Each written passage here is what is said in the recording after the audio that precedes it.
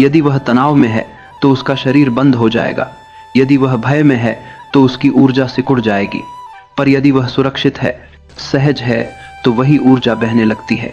इसीलिए जो पुरुष प्रेम को समझता है वही स्त्री के भीतर की इच्छा को जगा सकता है। वह केवल स्पर्श नहीं करता, वह उसके अस्तित्व को छूता है। स्त्री चाहती है कि कोई उसे केवल देखे नहीं, महसूस करे। उसकी यौन इच्छा तब नहीं जागती जब उसे चाहा जाए, बल्कि तब जब उसे समझा जाए। जब उसे यह लगता है कि उसके भीतर जो भाव हैं उन्हें कोई स्वीकार कर रहा है, तब वह खुल जाती है। वह अपने प्रेम में विलीन हो जाती है।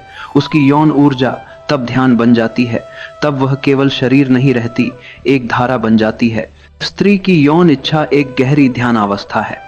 जब वह प्रेम में होती है तो वह अपने अहंकार को भुला देती है। वह केवल अनुभव बन जाती है। वह खुद को मिटा देती है ताकि प्रेम जीवित रह सके। यही स्त्रीत्व की पराकाष्ठा है। जब वह प्रेम करती है तो वह पूरे ब्रह्मांड को स्पर्श करती है। इसलिए स्त्री का प्रेम पुरुष से अधिक दिव्य होता है, क्योंकि उसमें गणना नहीं होती, वहां केवल समर्पण होता है। पुरुष की इच्छा बाहर से शुरू होती है, आंखों से, कल्पना से।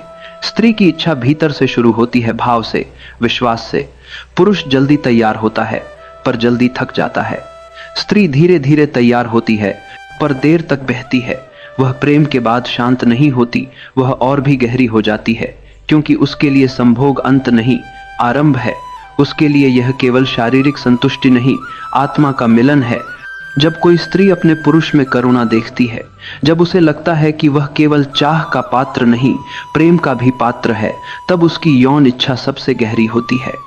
वह तब अपने संपूर्ण अस्तित्व से प्रेम करती है। उस समय उसका शरीर, उसका मन, उसकी आत्मा सब एक हो जाते हैं। यही एकता उसकी ऊर्जा को दिव्यता में बदल देती है।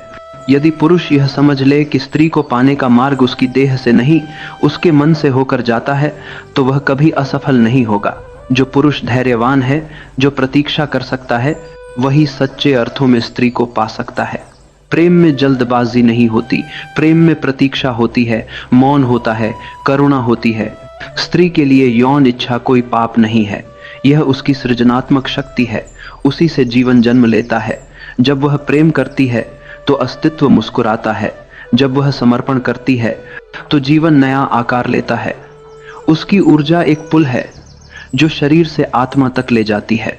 स्त्री की यौन इच्छा केवल रासायनिक नहीं, आध्यात्मिक है। हाँ, हार्मोन उसका माध्यम है, एस्ट्रोजन, प्रोजेस्टेरोन, ऑक्सीटोसिन, पर वे केवल उपकरण हैं। असली इच्छा तो प्रेम से उठती है। जब उसका मन प्रेम में भीग जाता है, तब वही